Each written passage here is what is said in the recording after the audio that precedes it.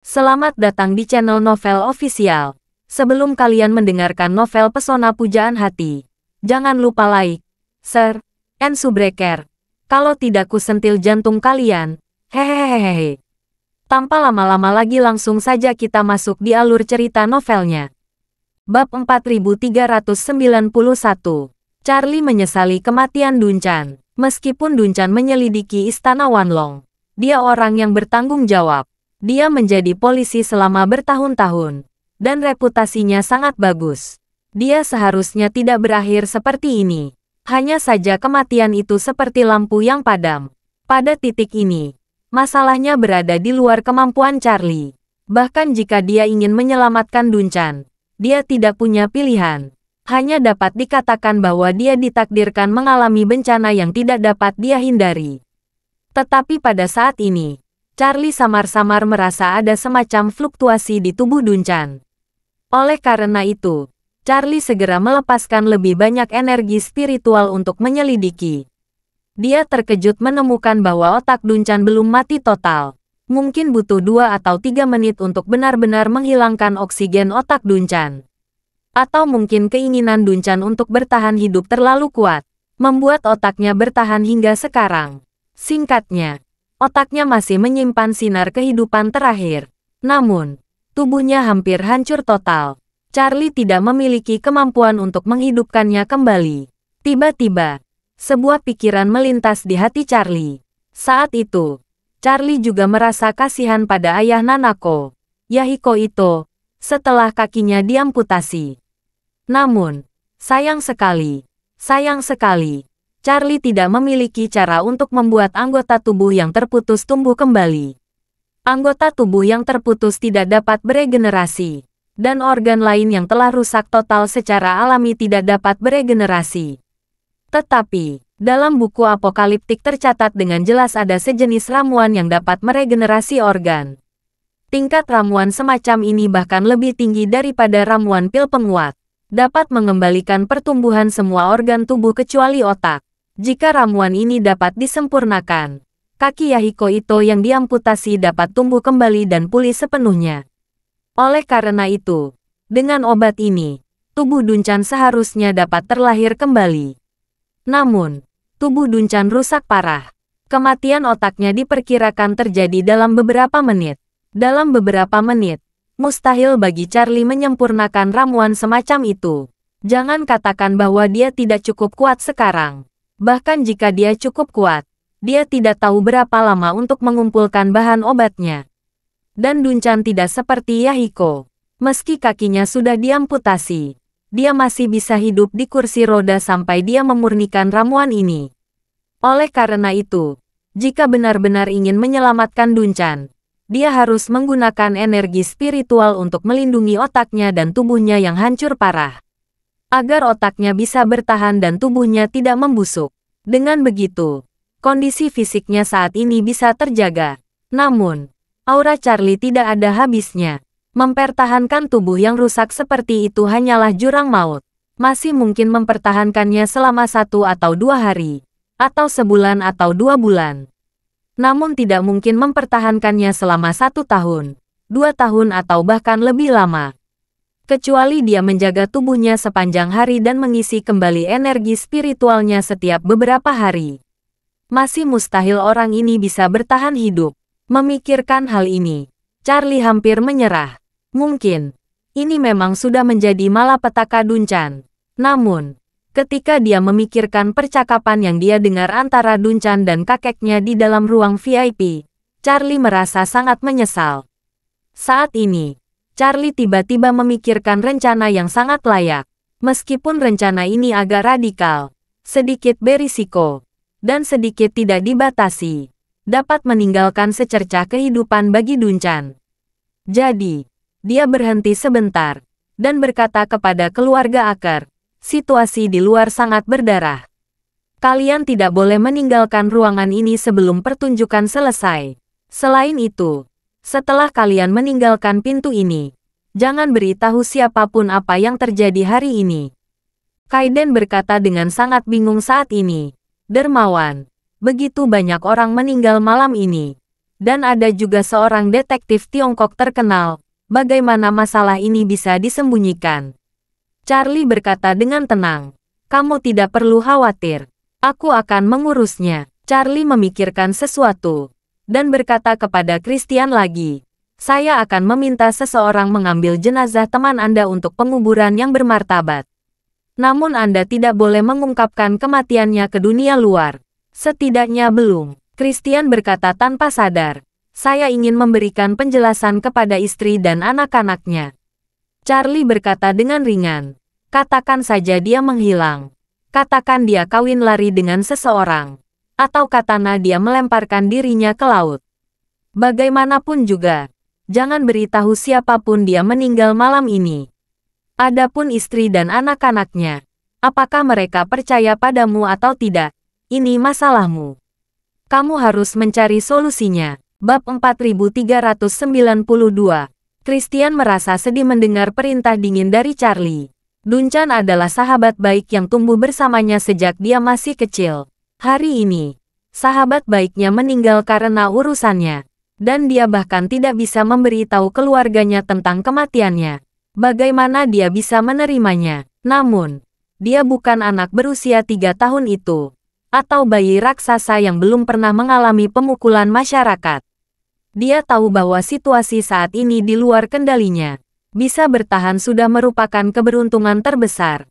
Apalagi yang bisa dirinya harapkan. Satu-satunya hal yang dapat dilakukan adalah menebus keluarga Dunchan setelah apa yang terjadi hari ini. Karena itu, dia hanya bisa menganggukkan kepalanya dengan jujur dan berkata, "Terima kasih Dermawan, saya mengerti. Saya harus mematuhi perintah Dermawan."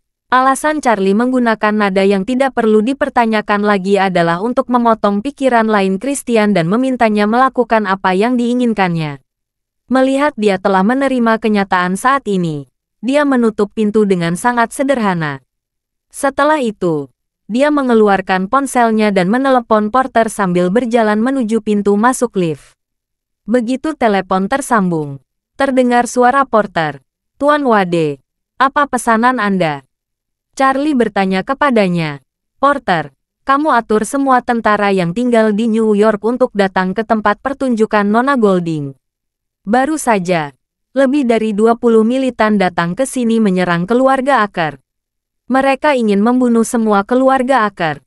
Saya membutuhkan bantuanmu." Setelah mendengar ini, porter bertanya dengan penasaran. "Tuan Wade, Anda baik-baik saja?"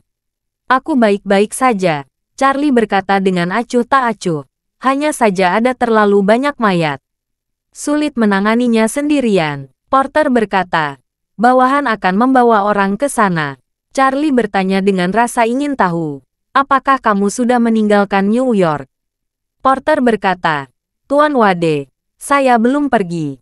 Kebetulan ada pemasok peralatan di New York yang telah bekerja sama dengan saya selama bertahun-tahun. Saya berencana membeli sejumlah alat berat dan mengirimkannya ke Suriah." Setelah itu, porter berkata, "Tuan Wade, sebagian besar tentara istana Wanlong telah berangkat ke Suriah pagi ini. Hanya ada selusin orang yang dapat digunakan sekarang. Apakah cukup?" "Tidak apa-apa," Charlie berkata dengan ringan. "Saya akan meminta Kathleen mengirim beberapa orang. Dia keluarga lokal di New York. Jumlah orang seharusnya tidak menjadi masalah lagi." Porter menghela napas lega dan berkata, "Oke, Tuan Wade. Tolong tunggu sebentar, saya akan datang." Charlie bersenandung dan berkata, "Oke, siapkan lebih banyak kantong mayat. Aku menunggumu di sini." Lalu Charlie datang ke tubuh Dunchan. Dia menutup telepon, melepas mantel tipisnya, dan menutupi tubuh Dunchan. Lalu mentransfer sedikit energi spiritual ke dalam tubuhnya untuk mempertahankan kondisinya. Setelah itu, dia mengangkat telepon lagi dan menelepon Kathleen. Kathleen di ujung sana menjawab hampir seketika, dan berkata dengan suara yang menyenangkan, "Tuan Wade, ini aku." Charlie bertanya, "Nona Fox, aku butuh bantuanmu." Ketika Kathleen mendengar Charlie membutuhkan bantuan, dia berkata hampir tanpa berpikir, "Tuan Wade, tolong beritahu saya. Selama saya bisa, saya pasti akan melakukannya." Charlie berkata, saya berada di tempat pertunjukan Nona Golding. Saya menghadapi situasi kecil di sini. Saya ingin kamu membawa cukup banyak orang untuk memblokir seluruh pintu masuk dan keluar VIP. Kathleen berkata tanpa ragu. Tidak masalah. Tuan Wade, saya relatif dekat. Dan saya akan segera membawa seseorang. Setelah menutup telepon, konser Queen secara resmi dimulai. Bab 4393.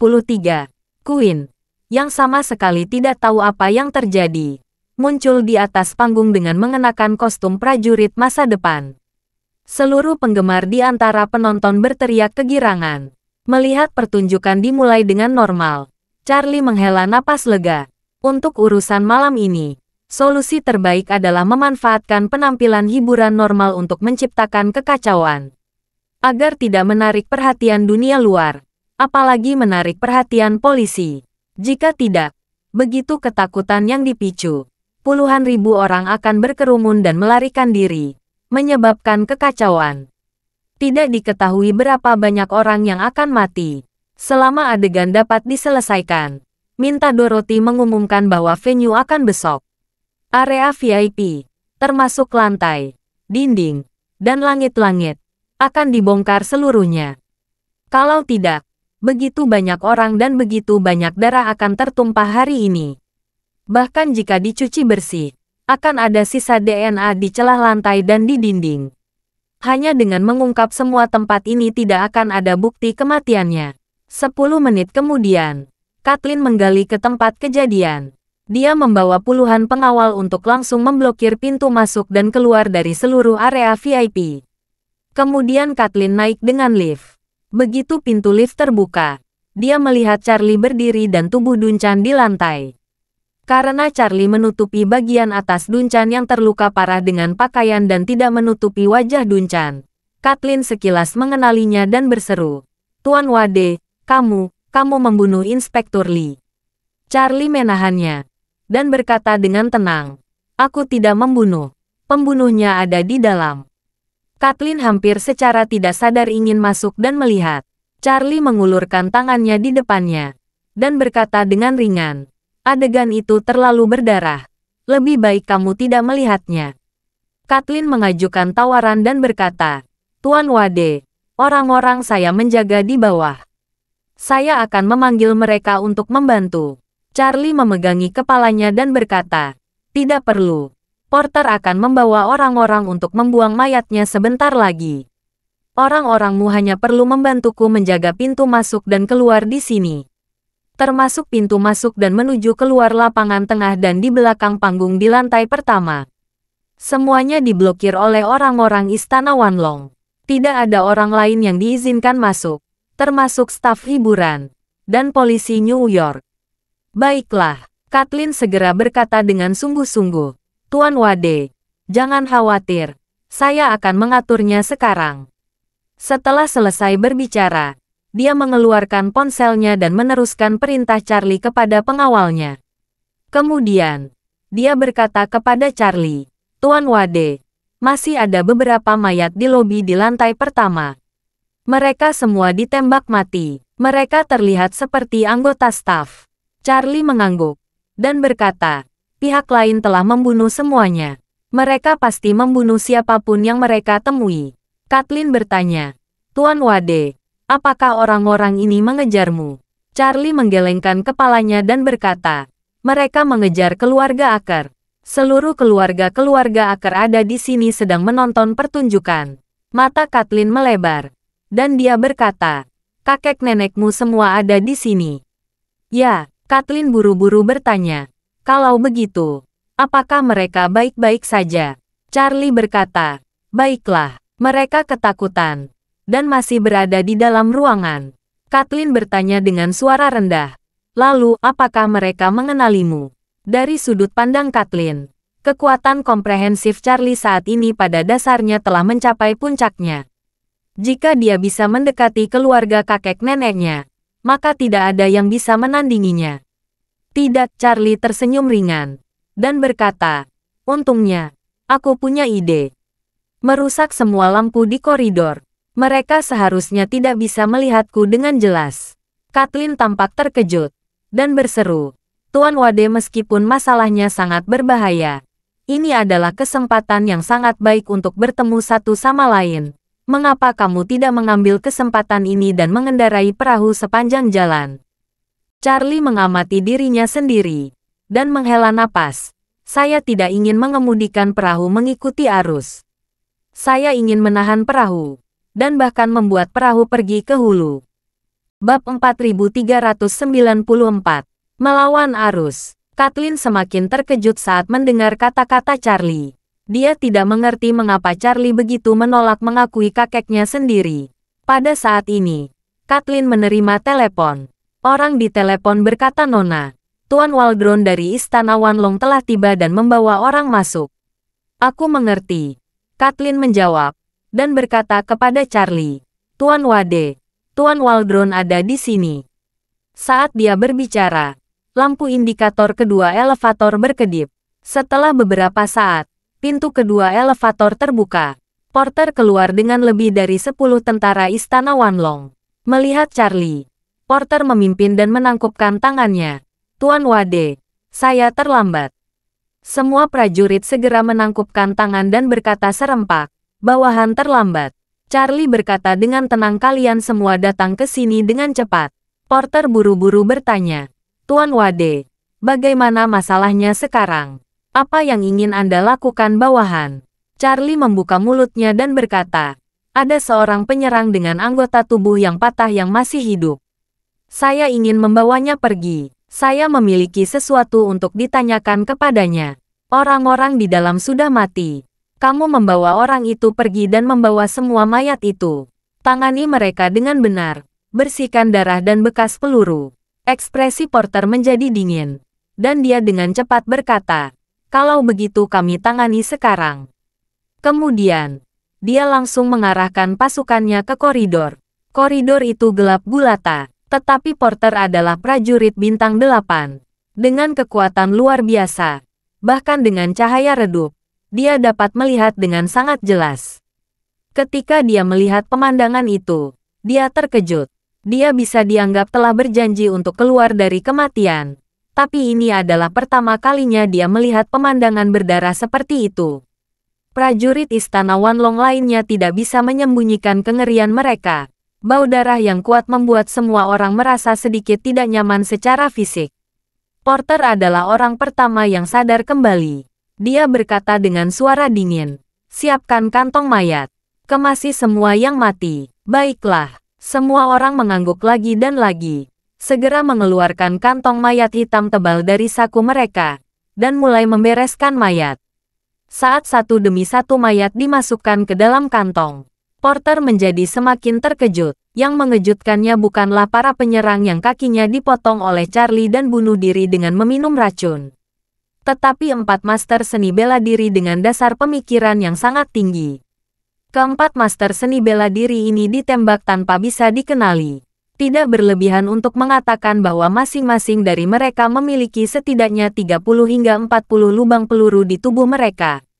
Hanya satu bagian dari kepala hingga kaki yang masih utuh. Bahkan Porter hanya dapat mengetahui dari mayat mereka yang dimutilasi bahwa salah satu meridian mereka terbuka. Tetapi dia tidak dapat memastikan bahwa mereka adalah ahli multibintang. Karena sebagian besar meridian mereka telah hancur oleh peluru. Setelah semua mayat dimasukkan ke dalam kantong mayat, Porter mencengkeram kerah pemimpin. Dia memasukkan sang jenderal ke dalam kantong mayat. Dan pada saat yang sama memberitahu yang lain. Yang ini belum mati. Bawa pergi. Tuan Wade masih memerlukannya. Baiklah. Bawahannya mengangguk dengan cepat. Dan membuat tanda di tas mayat. Para prajurit Istana Wanlong bergerak sangat cepat. Dalam beberapa menit, hampir 30 mayat sudah dikemas. Mereka kemudian mulai membawa kantong mayat ke bawah dengan lift. Karena mereka terlalu lama berdiri di genangan darah. Ketika mereka keluar, mereka meninggalkan jejak kaki besar berwarna merah darah di lantai luar. Kathleen melihat pasukan Istana Wanlong semuanya berlumuran darah. Dan mereka memiliki bau darah yang kuat di tubuh mereka. Dia tidak perlu melihat mereka untuk membayangkan betapa tragisnya situasi di dalam. Porter datang ke Charlie saat ini. Dan berkata, Tuan Wade, semua mayat sudah dikemas. Kami akan memindahkannya dari New York, dan kemudian mengangkutnya ke laut lepas secepat mungkin. Adapun yang masih hidup, saya akan mengirimkannya ke villa dan menguncinya. Bab 4395. Charlie mengangguk. Oke, terima kasih atas kerja kerasmu. Porter bertanya. Ngomong-ngomong, Tuan Wade, ada 4 ahli bela diri di sana. Saya tidak tahu tingkat kultivasi mereka. Mengapa mereka mati begitu parah? Charlie berkata dengan ringan. 1 prajurit bintang 6, 2 prajurit bintang 7, dan 1 prajurit bintang 8. Prajurit bintang 8. Porter tercengang. Porter tahu bahwa seniman bela diri tertinggi hanya 8 bintang, yang sesuai dengan 8 meridian prajurit yang luar biasa. Dan mereka yang telah membuka 8 meridian luar biasa adalah prajurit bintang 8. Dan sekarang Porter hanyalah ranah kecil yang lebih tinggi dari seniman bela diri bintang 8. Porter tidak pernah menyangka bahwa seniman bela diri bintang 8 itu akan mati secara tragis. Melihat ekspresinya yang terkejut, Charlie bertanya, apakah kamu tidak pernah berpikir bahwa prajurit bintang 8 bisa mati begitu parah?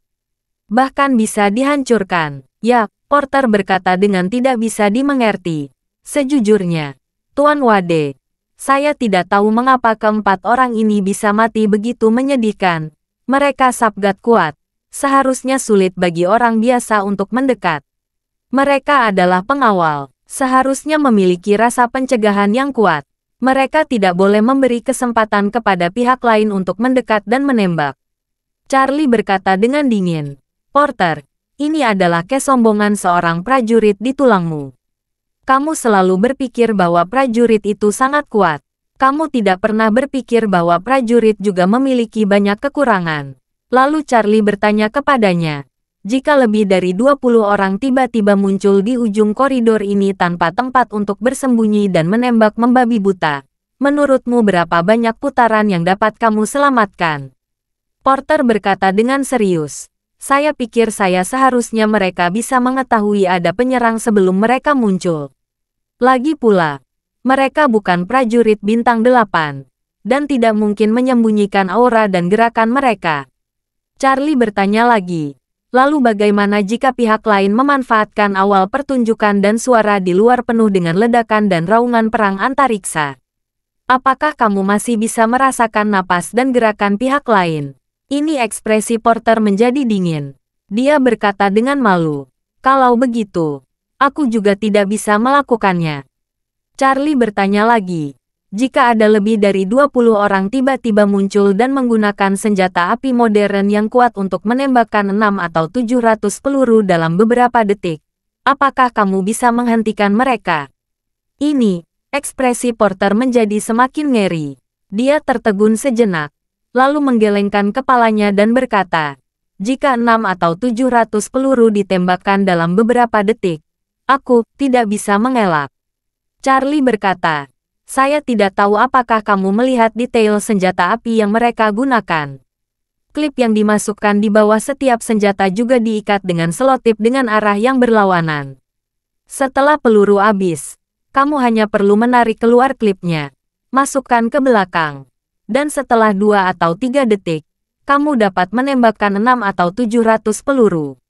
Daya tembak semacam ini, di koridor semacam ini di mana tidak ada cara untuk bersembunyi. Jangankan prajurit bintang 8, bahkan master seni bela diri sepertimu dengan kesempurnaan agung dari alam terang tidak akan tahan sama sekali. Berbicara tentang ini, Charlie berkata dengan emosi, ini seperti berburu dalam kelompok hiena Afrika. Meskipun triknya tidak pandang bulu, selama mereka bekerja sama secara diam-diam, mereka bisa menjadi tak terkalahkan di padang rumput. Bahkan jika mangsanya adalah raja binatang buas, mereka dapat membunuh tanpa gagal. Ya, punggung Porter terasa dingin. Dan dia berkata, saya mendapat pencerahan. Charlie mengangguk dan berkata, kamu pasti mengetahuinya. Sekarang perintahkan saudara-saudara bergegas dan membawa mayatnya pergi. Siap, Tuan Wade, Porter berkata, menunjuk ke tubuh Duncan. Dia bertanya pada Charlie, Tuan Wade, Apa tubuh Inspektur Lee dibawa pergi juga? Charlie menggelengkan kepalanya. Tidak, dia belum mati. Setelah itu, dia memandang Kathleen lagi, dan berkata, Nona Fox, saya mendengar. Sepertinya ada banyak orang kaya di Amerika Serikat yang sakit parah dan akan membekukan diri sebelum mati. Mereka berharap teknologi masa depan dapat menyembuhkan diri mereka.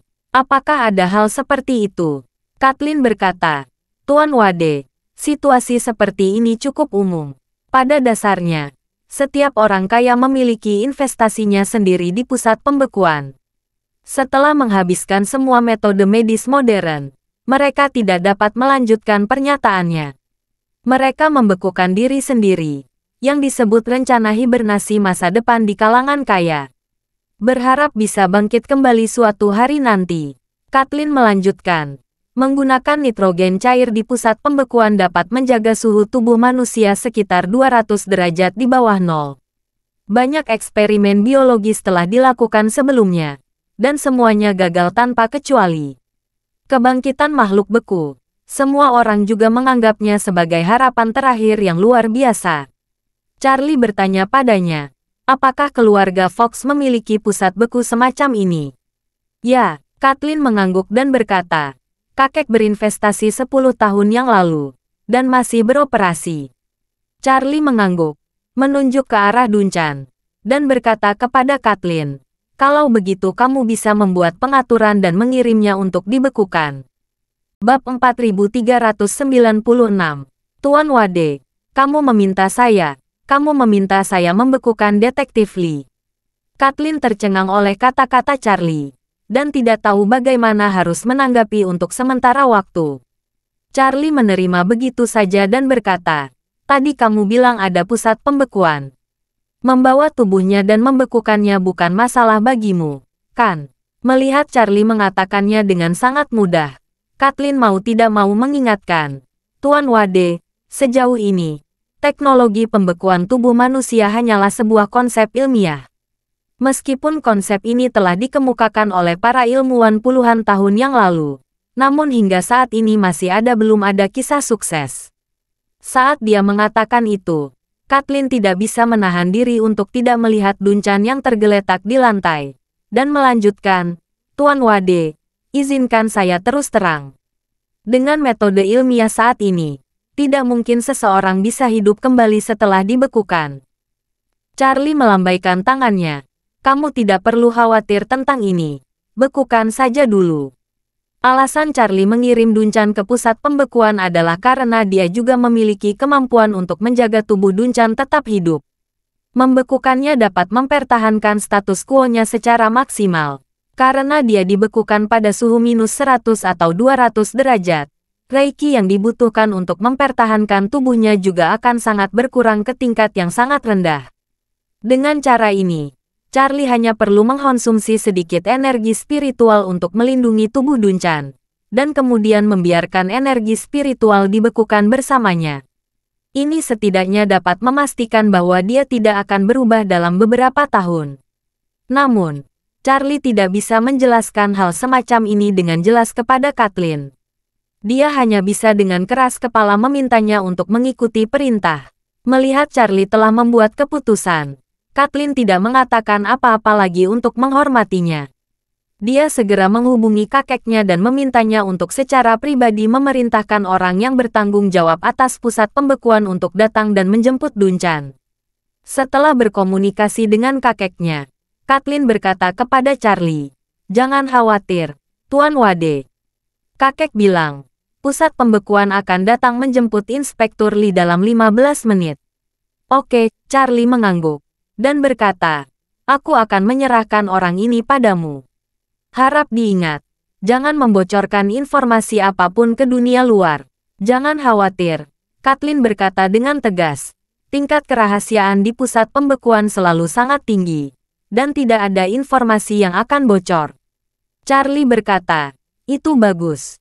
Pada saat ini, Kathleen mau tidak mau berkata, ngomong-ngomong, Tuan Wade, saya tidak tahu apakah saya harus mengatakan ini atau tidak. Charlie berkata, tidak apa-apa, katana saja. Kathleen mengangguk. dan melanjutkan, Tuan Wade, secara umum, setiap gerakan keluarga teratas adalah rahasia besar, terutama keluarga super seperti keluarga Aker. Penyerang ini dapat memahami pergerakan inti anggota keluarga Aker, dan juga mengetahui situasi di sini dengan baik. Mereka melancarkan serangan bersamaan dengan musik latar konser. Sepertinya mereka sudah merencanakan sejak lama. Saya menduga, pasti ada hantu dalam keluarga Aker. Ya, Charlie setuju. Saya setuju denganmu tentang masalah ini. Keluarga Aker harus menyelidiki siapa hantu itu. Charlie berkata kepada Kathleen. Ngomong-ngomong, Nona Fox, kamu memiliki banyak orang di New York. Selanjutnya, kamu harus mengatur orang kepercayaanmu untuk melepas semua karpet di sini, membakarnya, dan menyingkirkannya. Bersihkan banyak darah dan lubang peluru. Kita harus bergegas menemukan karpet baru untuk menggantikan karpet lama. Karpet baru harus sama atau kurang lebih mirip dengan yang lama. Kembalikan tempat ini dalam waktu sesingkat mungkin. Kathleen berkata tanpa berpikir. Tuan Wade, jangan khawatir. Saya akan segera mengaturnya. Charlie mengangguk, lalu berkata kepada Porter, Porter, penyerang yang masih hidup harus dijaga.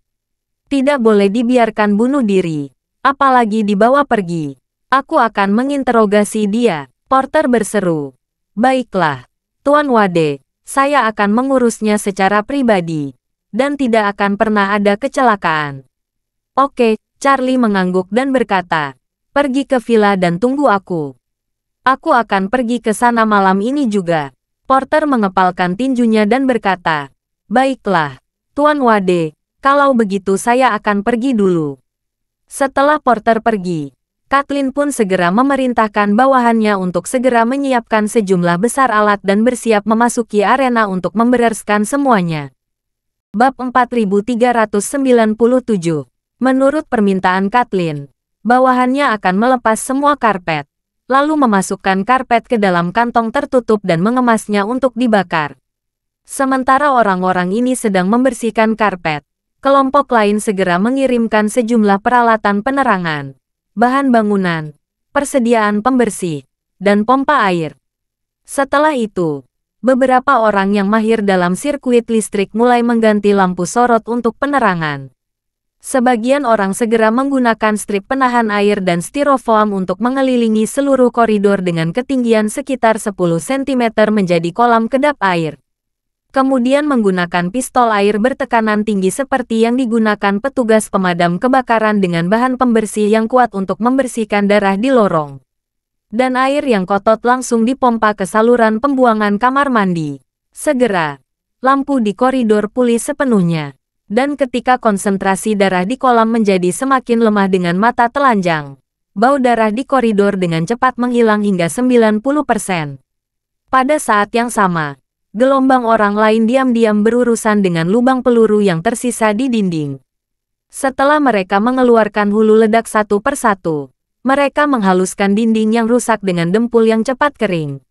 Karena wallpaper yang digunakan di koridor area VIP sama dengan wallpaper yang digunakan di dalam ruangan VIP, mereka memotong wallpaper salah satu kotak VIP yang tidak terpakai.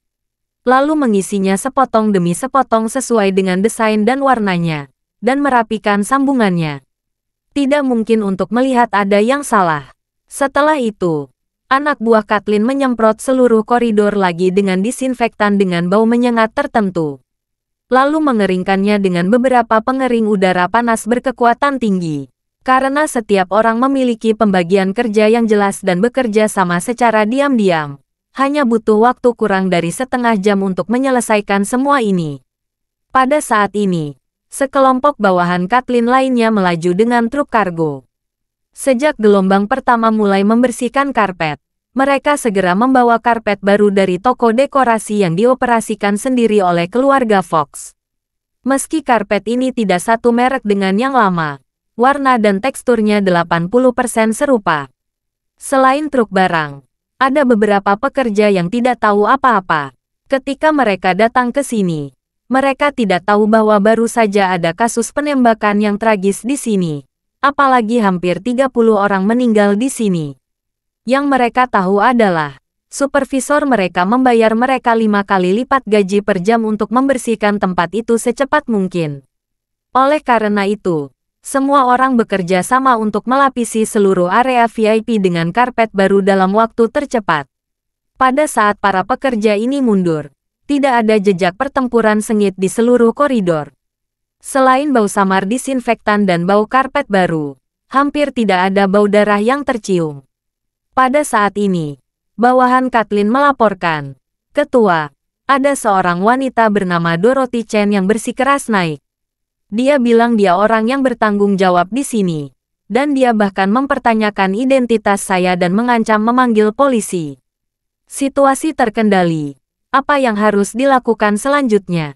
Kathleen sangat terkejut, dan dengan cepat melaporkan situasinya kepada Charlie. Setelah mendengar ini, Charlie berkata, bahwa awasi dia, jangan sampai dia berkomunikasi dengan dunia luar. Charlie tiba-tiba mengerutkan kening. Apa yang dilaporkan Kathleen mengingatkannya pada detail. Baru saja, pamannya Christian mengatakan di ruang VIP bahwa teleponnya tidak memiliki sinyal, dan dia bahkan tidak bisa menelepon 911. Tetapi mengapa ponselnya tidak terpengaruh sama sekali? Mungkinkah peralatan untuk memblokir sinyal dipasang di ruangan VIP mereka? Jika demikian, kemungkinan besar juga ada hantu di tim Queen. Bab 4398. Segera, anak buah Kathleen membawa Dorothy yang emosional. Dorothy sangat gugup dan kaget.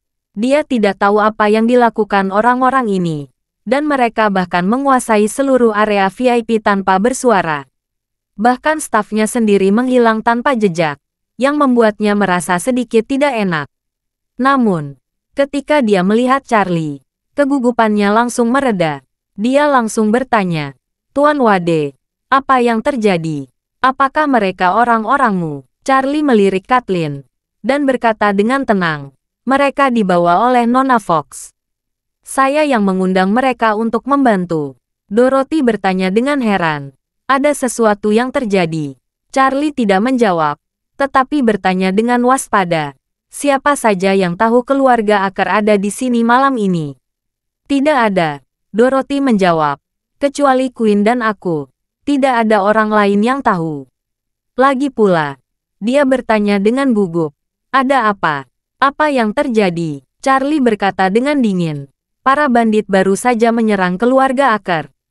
"Menyerang?" Dorothy tertegun, dan berseru, "Kapan itu terjadi?" Setelah selesai berbicara, dia melihat sekeliling tanpa sadar, dan berkata dengan curiga, "Tapi Tuan Wade, sepertinya tidak ada serangan di sini." Charlie memandangnya dan terus bertanya, "Aku bertanya padamu, kapan kamu tahu bahwa keluarga Aker akan datang untuk menonton konser? Setelah kamu tahu, apa yang kamu lakukan?" Dorothy segera menjawab, "Queen menerima telepon dari wanita tua keluarga Aker di pagi hari.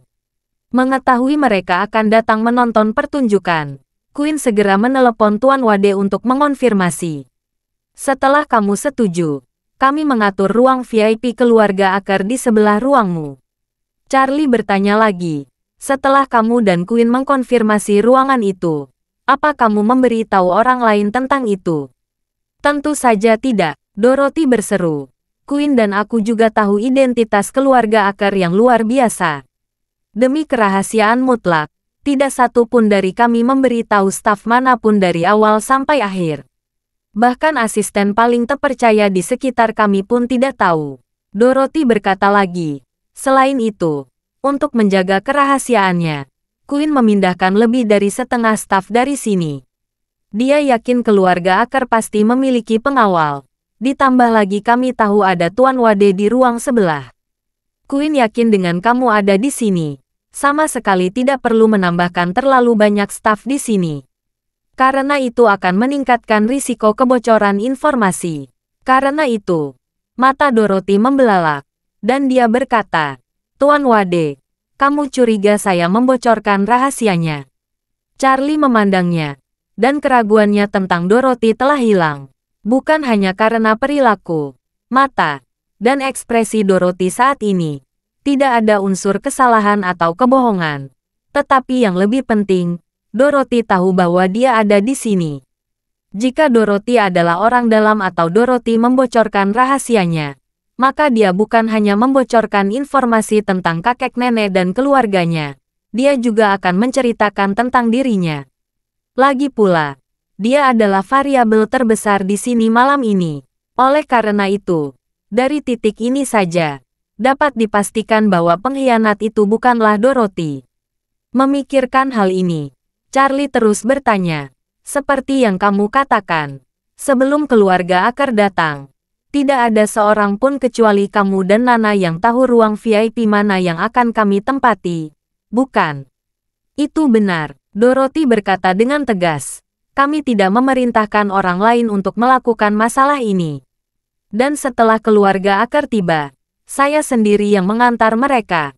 Saat saya membawa mereka ke atas, saya tidak meminta staf untuk mengikuti. Setelah mereka duduk, saya juga menjelaskan kepada staf bahwa tidak seorang pun boleh naik untuk mereka tanpa dipanggil oleh para tamu di dalam ruang VIP. Tentu saja, saya tidak dapat menjamin bahwa setelah keluarga Akar datang, tidak seorang pun staf yang mengetahui identitas mereka. Bab 4399. Dorothy berkata lagi, kalau kamu mencurigai ada orang dalam di sini, kecil kemungkinan orang dalam itu ada di sini. Bahkan jika staf kami mengetahui pergerakan keluarga Akar, mereka hanya punya waktu beberapa puluh menit. Charlie memikirkan tentang sinyal yang diblokir. Jadi dia bertanya padanya, siang hari ini, apa ada staf yang datang ke lantai ini? Mungkinkah mereka membawa semacam alat kecil pemblokir sinyal? Dorothy mengerutkan kening dan berkata, pada siang hari, perhatian kami ada di atas dan di belakang panggung. Kami tidak terlalu memperhatikan area VIP. Saya tidak bisa memastikan ini, tapi kamu bisa memeriksa video CCTV area VIP. Dengan mengatakan itu, Dorothy melanjutkan, seperti yang saya katakan tadi, Queen dan saya belum membocorkan informasi apapun. Kalau ada seseorang yang datang siang hari untuk memasang peralatan jamer, mereka tidak tahu ruangan mana yang harus dipasang. Ada total 20 ruangan di sini. Apakah semua ruang dipasang alat itu? Charlie berjalan ke beberapa ruang di dekat koridor dengan ponselnya, menemukan bahwa sinyal di ruangan ini tidak terpengaruh sama sekali. Dari sudut pandang ini, sepertinya staf tidak diatur sebelumnya. Memikirkan hal ini, Charlie mengerutkan kening lebih erat. Dia merasa seolah-olah memasuki jalan buntu. Di satu sisi, dilihat dari situasi objektif, hal ini harus didukung oleh seseorang sebelum dapat direalisasikan. Di sisi lain, Queen dan Dorothy memiliki rasa kerahasiaan yang kuat. Mereka berdua tidak membocorkan informasi ini, sehingga kemungkinan terjadinya masalah di sini tidak tinggi. Selain itu, Charlie ingin memahami satu hal lagi. Jika tujuan pihak lain adalah untuk membunuh keluarga Akar, maka karena mereka mengirimkan jamer, mereka juga dapat mengirimkan bom kecil. Jika bisa mengirim bom kecil, semuanya dapat dengan mudah diselesaikan. Mengapa repot-repot memblokir sinyal, lalu mematikan pintunya? Namun, menilai dari umpan balik Christian barusan, peralatan jamer itu benar-benar ada. Tampaknya ada semacam paradoks di mana-mana, membuat setiap spekulasinya tidak dapat dipertahankan. Memikirkan hal ini, Charlie tiba-tiba mengalami dilema. Pada saat ini, dia memikirkan satu hal. Dia berpikir dalam hati, peralatan jamer, mungkinkah dibawa oleh keluarga Akar tertentu? Dia sebelumnya merasa bahwa jika ada pengkhianat di keluarga Akar, pengkhianat itu seharusnya bukan orang yang ada di tempat kejadian, tetapi orang yang tidak ada di sini. Misalnya suami bibinya yang belum pernah ketemu, atau cucu-cucu lain yang tidak datang ke TKP. Tapi sekarang, dia tiba-tiba punya firasat buruk. Memikirkan hal ini, dia segera berkata kepada Kathleen, Nona Fox, tolong atur beberapa orang yang paling dapat dipercaya untuk memeriksa ruangan kakek nenek saya. Cari tahu di mana jamer itu, atau siapa yang memilikinya. Namun, saat pertama kali masuk, jangan ungkapkan niatmu. Setelah masuk, awasi dengan cermat pergerakan semua orang. Lalu periksa barang-barang mereka. Jika ada yang melakukan gerakan kecil, segera kendalikan. Kathleen berkata, saya akan meminta Tuan Yuan menjaga di bawah. Dia orang yang paling bisa dipercaya. Selain Tuan Yuan, ada juga beberapa pengawal yang dilatih olehnya. Semuanya sangat bisa dipercaya. Oke, Charlie mengangguk dan berkata, kalau begitu minta Tuan Yuan datang. Bab 4400. Saat ini, keluarga Aker yang selamat dari malapetaka sedang duduk di sofa tanpa mengucapkan sepatah kata pun. Cucu-cucu muda berada dalam keadaan sangat tertekan karena mereka sangat terstimulasi. Dan mood orang dewasa juga sangat tertekan. Saat bawahan Kathleen membersihkan tempat kejadian, tiga paman Charlie telah menganalisis insiden dengan lelaki tua itu. Selama waktu ini, mereka bahkan bertengkar sengit. Mereka ingin tahu tautan mana yang memiliki celah besar yang hampir menghancurkan seluruh keluarga Aker. Pada awalnya, Kaiden curiga bahwa paman muda Charlie, suami Bibi Lulu, adalah yang paling mencurigakan. Karena semua orang datang ke tempat kejadian malam ini, dan dia tidak datang ketika ada sesuatu yang terjadi. Bagaimanapun, ini adalah masalah hidup dan mati bagi seluruh keluarga. Ketika Kaiden membahas masalah ini, dia tidak segan-segan mengungkapkannya di depan Lulu. Jackson dan saudara keduanya Kaiden memiliki kepribadian yang mirip, dan mereka banyak bekerja sama dalam pekerjaan. Dia juga dengan tegas menyatakan bahwa dia mendukung spekulasi saudara keduanya Kaiden, dan merasa bahwa saudara iparnya adalah orang yang paling dicurigai. Namun, Lulu memiliki pendapat yang berbeda. Dia meyakini kecil kemungkinan suaminya melakukan hal tersebut. Karena dia dan putri mereka satu-satunya ada di sini. Dan suaminya sangat mencintainya. Jika dia memang ingin melakukan sesuatu pada keluarga Aker, setidaknya dia tidak akan membiarkan putrinya ikut dengannya. Selain itu, dia meyakini suaminya tidak memiliki motif yang cukup untuk melakukan kejahatan tersebut. Jika sang suami melakukannya demi uang, maka dia bukanlah pewaris aset keluarga Aker yang pertama, kedua, atau bahkan ketiga. Bahkan jika anggota keluarga Aker semuanya meninggal, sebagian besar aset akan diwariskan kepada cucu yang masih hidup. Dan sebagai suaminya, dia hanya ahli waris yang sah dari warisan dirinya. Dia hanya dapat mewarisi sebagian kecil dari keluarga kecil mereka. Kalau dia melakukan ini, dia lebih cenderung membuat gaun pengantin untuk orang lain. Kecuali dia membunuh keluarga Aker yang hadir hari ini, dia juga akan membunuh cucu keluarga Aker yang tersisa. Namun, jika dia benar-benar melakukan ini, polisi AS dan FBI tidak akan pernah duduk diam. Lagi pula, semua anggota dekat keluarga Aker sudah mati. Hanya satu menantu laki-laki yang tersisa untuk mewarisi harta keluarga. Setiap orang bodoh pasti akan curiga ada sesuatu di dalamnya. Oleh karena itu, tidak mungkin suaminya melakukan hal bodoh seperti itu. Christian dan Holly juga tidak percaya suami Lulu akan melakukan hal seperti itu. Mereka bahkan lebih skeptis bahwa mungkin pekerjaan kerahasiaan Queen tidak dilakukan dengan baik, dan merekalah yang membocorkan informasi dan menarik musuh. Mengingat fakta bahwa setiap orang memiliki pendapatnya sendiri, dan sekarang mereka hanya dapat tinggal di ruangan ini dan tidak dapat pergi, Kate menghentikan spekulasi dan diskusi semua orang.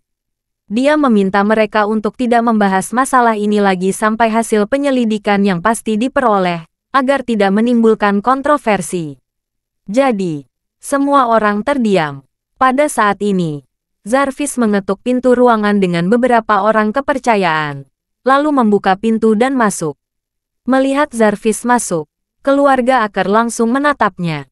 Awalnya mereka mengira penyelamat yang datang. Namun sosok Jarvis di bawah cahaya tidak cocok dengan sosok penyelamat tadi. Pada saat ini, Jarvis melihat sekeliling dan bertanya, semuanya, karena masalah malam ini sangat serius, harap terus menunggu dengan sabar. Kalian bisa pergi dari sini setelah pertunjukan selesai. Anda memiliki kebutuhan sekarang. Beritahu saya. Saya akan membantu menyelesaikannya. Kate berkata saat ini, Tuan. Saya ingin tahu apakah saya boleh menelepon. Saya ingin memastikan cucu-cucu saya yang tidak datang dalam keadaan aman. Jarvis berkata dengan sungguh-sungguh. Maaf, Pak Tua, saya tidak bisa mengizinkan Anda berkomunikasi dengan dunia luar untuk saat ini. Terima kasih sudah mendengarkan cerita novel Pesona Pujaan Hati. Sampai jumpa di novel selanjutnya.